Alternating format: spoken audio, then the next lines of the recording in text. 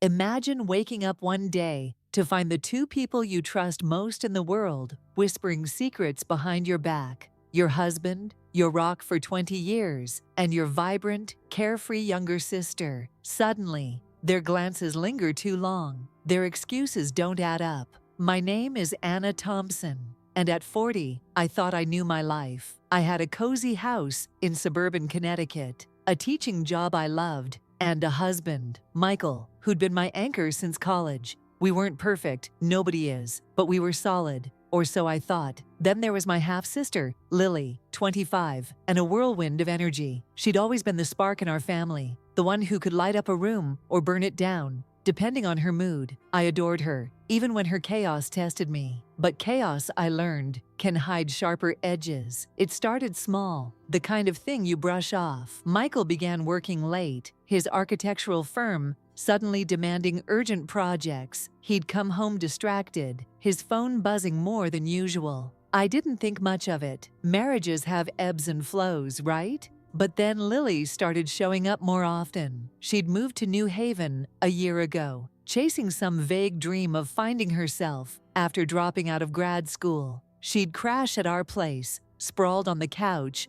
with her sketchbooks, filling the house with her laughter and her endless stories. I loved having her around. At first, the first crack appeared one Saturday in June. Michael and I were hosting a barbecue, the kind of thing we did every summer. Neighbors, friends, burgers sizzling on the grill. Lily was there, of course, in a sundress that hugged her frame, her auburn hair catching the sunlight. She was charming everyone, as usual. But I noticed something. Michael's eyes followed her. Not in a leering way, but attentive. He laughed too hard at her jokes, refilled her drink before she asked. I told myself I was imagining it. He was just being a good host. But when I caught them later, standing close by the garage, their voices low and urgent, my stomach twisted. "Everything okay?" I called, stepping toward them. Lily spun around, her smile instant. "Oh, totally. Mike was just telling me about his new project. Super boring, right?" She laughed, but it was too bright, too forced. Michael nodded, scratching the back of his neck. "Yeah, just work stuff. You know how it is." I didn't know, but I wanted to believe them, so I did. The weeks that followed were a slow unraveling. Michael's late nights became routine. He'd mumble about deadlines, but his laptop was always closed when I came to bed. Lily's visits grew frequent, her excuses flimsier. She needed to borrow something, or she was just passing by. I'd find them in moments that felt staged, her hand brushing his arm as they laughed over coffee, their heads bent close over her phone. Each time they'd pull apart, all innocence, but the air felt charged, like the moment before a storm. I started paying attention. Michael's phone was suddenly password protected. He'd take calls in the garage, his voice too low to catch. Lily's Instagram, once a chaotic mix of art and selfies, now featured cryptic captions about new beginnings and following your heart. I hated myself for checking, for doubting. But the pieces were piling up. One night, I couldn't take it anymore. Michael was in the shower, his phone on the nightstand. My hand shook as I picked it up.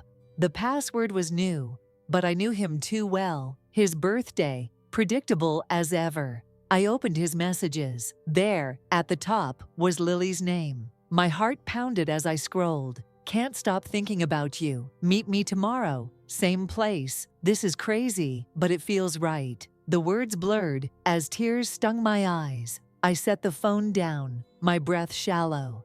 The shower stopped, and I forced myself to lie still, pretending to sleep as Michael climbed into bed. His arm draped over me, familiar yet foreign. I wanted to scream, to shake him, to demand answers, but I stayed silent because knowing the truth would make it real. The next morning, I called in sick and drove to Lily's apartment. I needed to hear it from her, my little sister, the one I'd protected from bullies, the one I'd cheered for at every reckless turn. She opened the door in pajamas, her hair a mess, and for a moment, she was just Lily, not the woman tearing my world apart. "Anna, what's wrong?" Her concern looked genuine, but I wasn't buying it. we need to talk, I said, stepping inside. Her apartment was a clutter of canvases and coffee mugs, the chaos I used to find charming.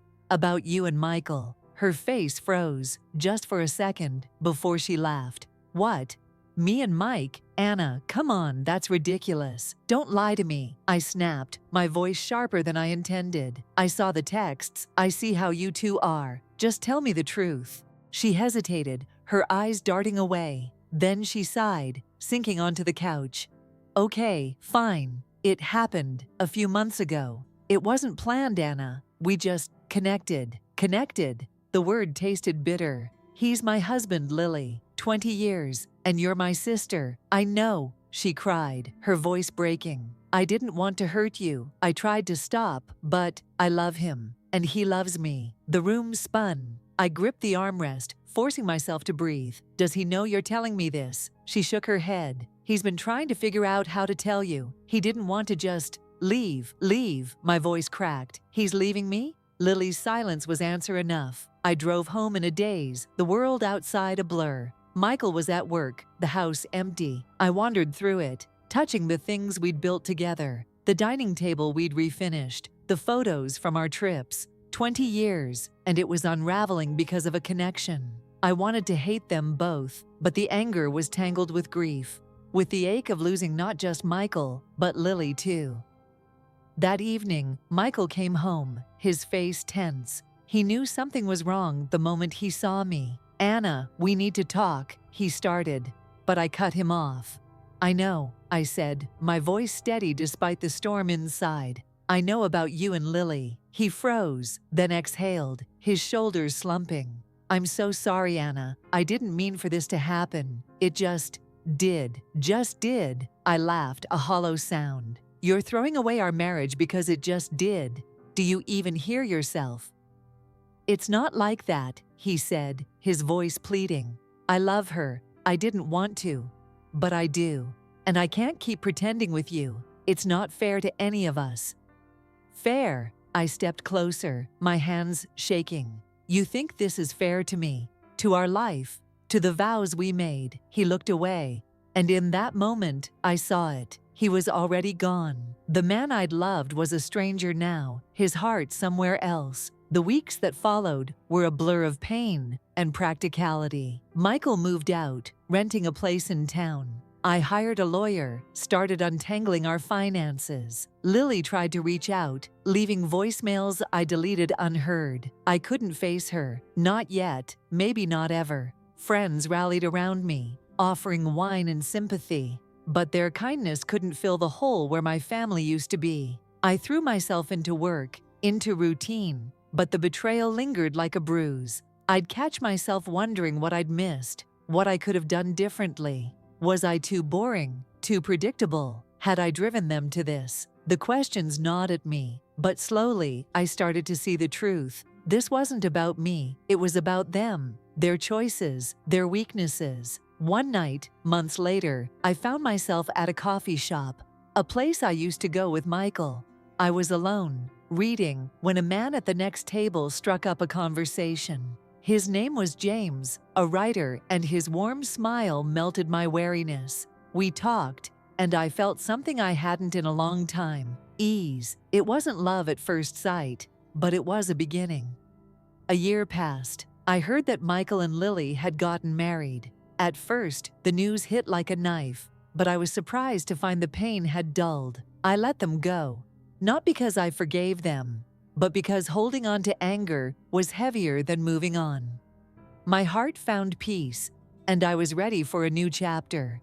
James became my unexpected joy. His kindness, his humor, his ability to listen, it all filled my life with a light I hadn't expected to find. We got married on a beach in Miami, the sun setting behind us, the waves whispering promises of a fresh start. I stood in a white dress, holding his hand, my heart beating freely, full of joy. Today, I am happy, not because my life is perfect, but because I chose myself. I learned to love again, to trust again, to live again, and in that, I know, is my true victory.